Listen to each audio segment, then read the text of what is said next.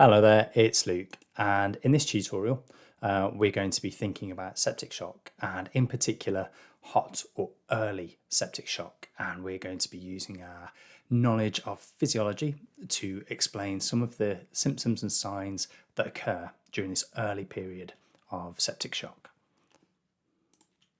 So to recap, we've said that shock is a failure of blood supply to the tissues, so it's a failure of getting oxygen and nutrients to the tissues, and a failure of taking away the waste products and the carbon dioxide so that they can be dealt with and excreted. And there are three types of distributive shock that we're interested in. So there's neurogenic shock, where you have an injury to the spinal cord perhaps, anaphylactic shock, which is mediated by histamine, and you have an allergen that brings about that reaction. And then finally we're going to talk about septic shock, which is where we have evidence for, or we think it's all started or instigated by infection. Now, if you think back to a previous tutorial, we offered this definition, and this is from the consensus definitions of sepsis and septic shock from 2016. And this sort of more accurate definition says that it is a life-threatening organ dysfunction caused by a dysregulated host response to infection. And the response to our immune response, whether it's appropriate and local, and you get a bit of heat and swelling and you get the blood cells, or dealing with the infection quite local to wherever it is, whether it's in your lungs or maybe you've got a rusty nail in your hand or what have you, and there's a dysregulated response where this occurs across the body, and we have the total nightmare of sepsis. And both of these immune responses are regulated and influenced by what we call inflammatory mediators, and there are many of these. Now, some of the inflammatory mediators come from the invading microbe itself, whether that be a bacteria or a virus or fungi or whatever the thing is, and we refer to these endotoxins. The remaining inflammatory mediators are produced by the body themselves. Now, they may be produced by the cells of the immune system, so white blood cells, for instance. They may be produced by the cells from the lining of the blood vessels and the lining of other organs, so your epithelial or endothelial cells, and they may be produced by the liver. So a lot of your complement and your kinins and your coagulation and fibrinolytic factors are produced by your liver. And between them, the inflammatory mediators have a great many actions. So they will increase the temperature of the body, leading to a fever or pyrexia. They'll stimulate vasodilatation and also capillary permeability. So that means you can get more nutrients and oxygen and, crucially, white blood cells to the area that is infected or invaded by microbes. They'll kill bad cells. They'll kill host cells, so cells from your own body that are no longer working properly, and they'll also stimulate repair. So, and in doing so, they need to use the coagulation and platelet activation to begin to repair cells. And a lot of what's happening is communication between the white blood cells and the cells lining blood vessels. And it's important to say that there are inflammatory mediators that bring about all these actions, and they're called pro-inflammatory mediators. And there are some that sort of calm everything down after the sort of threat has sort of subsided, or they prevent this immune response occurring more widely throughout the body than it needs to, and these are referred to as anti-inflammatory mediators. Now, this is all very complicated, and in health and in very localized reaction, it's complicated. In sepsis, where we've got what we call a dysregulated host response, so it's uncontrolled and there's stuff going off all over the place, it is especially complex. Now, don't worry, I'm not going to talk you through this diagram, as lovely as it is, and this is an excellent article to read, but just to say that it is a very complex series of processes, a lot of things occurring all at the same time. And Yeah, so what we're going to try and do in this tutorial is just to simplify things a little and offer an explanation for some of the symptoms that you'll be familiar with from seeing people in the early part of shock, where they're very sort of hot and warm and pink. So in order to simplify things, we'll help you with some of the language. So you may have heard these terms, or you may have read them in your textbooks.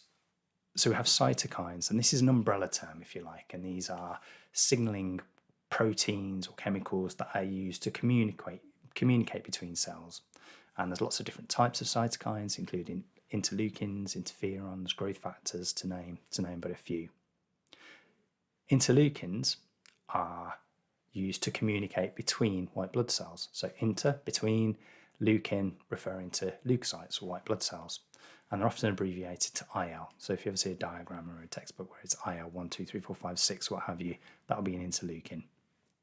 And then finally, chemokines are refer to a type of cytokine who is able to attract other cells to an area where you're perhaps fighting infection or dealing with things. And that attraction is called chemotaxis. And we call them a chemokine because they're a chemotactic cytokine. Okay? Hopefully that's helped a little. So we keep on mentioning there are various signs that you might see in somebody in early septic shock, and these are the ones that we're going to think about in a bit more detail. We're going to think about the temperature being raised. We're going to think about our patient being very flushed and pink, and maybe having a capillary refill time that's actually reduced to a very rapid refill time, and also this bounding pulse with a wide pulse pressure.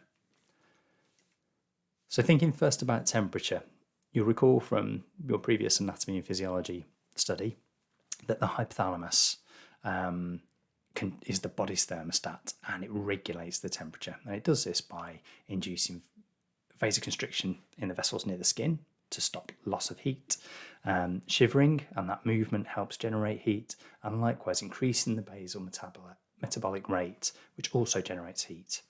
And there's a group of inflammatory mediators that will reset that hypothalamus thermostat and raise the body temperature to induce a fever or pyrexia.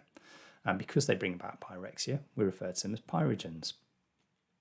And some of these pyrogens, some of these inflammatory mediators, include interleukins 1 and 6, tissue necrosis factor, and endotoxins, which you recall come from the microbes themselves. Now, we just said before that in this hot early stage of septic shock, the skin's very flushed, it's very warm, my patient might look very pink, and this is because of widespread vasodilatation. Okay, so relaxation of that smooth muscle within the blood vessel walls. And this is mediated by inflammatory mediators, and the aim is, what your body is trying to do is to make it easier for white blood cells and nutrients to flow to an area where there's an infection or where there's tissue damage. Now, this is fine if it occurs locally, but if it occurs in widespread throughout the body, you get this massive vasodilatation that may or may not be it won't be appropriate. And the mediators that bring about this vasodilatation are histamine, so remember that from anaphylaxis, serotonin, nitric oxide, and bradykinin. And they're just a few of those mediators that will bring about a relaxation of the muscle within the smooth muscle layer of the blood vessels and bring about this vasodilatation. And in doing so, if this is widespread, as you'll probably recall, this will drop the systemic vascular resistance, which will drop the blood pressure. And for this reason, we refer to septic shock as a distributive shock, because you're not necessarily losing fluid or blood from the body, but the fluid or blood that you have is spread out over a greater area, and it's not being returned to the heart. Not enough as it's being returned to the heart. So we said in hot septic shock, we've got this bounding pulse and this wide pulse pressure, this big difference between the systolic blood pressure and the diastolic pressure. And there's a drop in diastolic blood pressure, as we've just mentioned, because we've got this widespread vasodilatation. But why do we get a raise in the systolic blood pressure?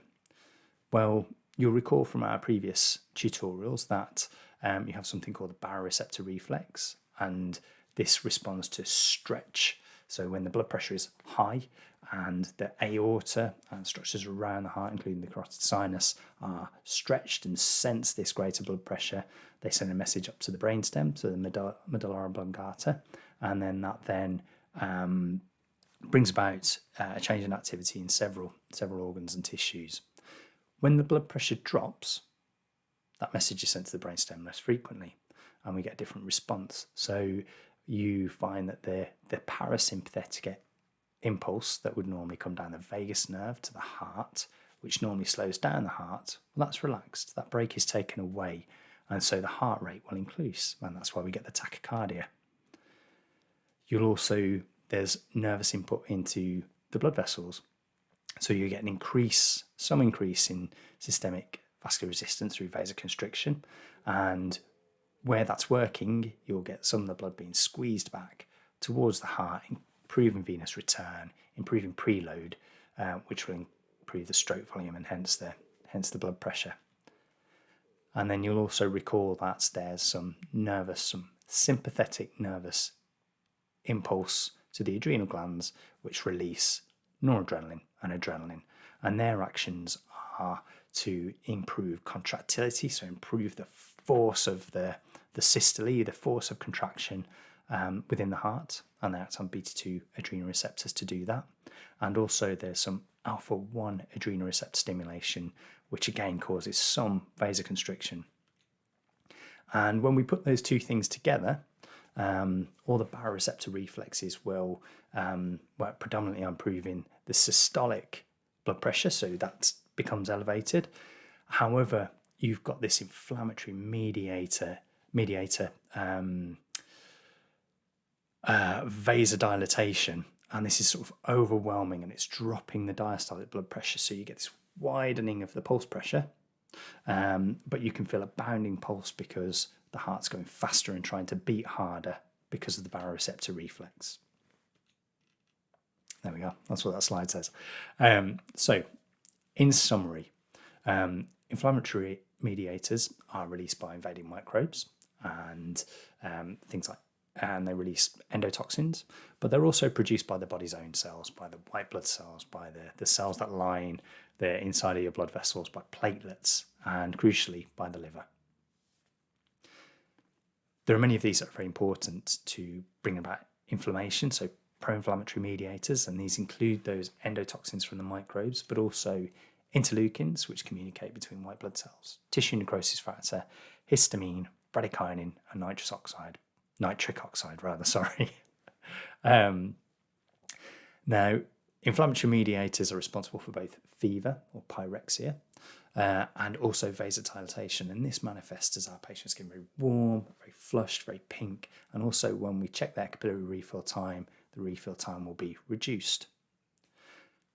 But the autonomic nervous system kicks in via the baroreceptor reflex, and this contributes to the tachycardia and increasing contractility that gives us that bounding pulse that we might palpate when we're confronted with a patient in this stage of septic shock. Thank you very much for listening.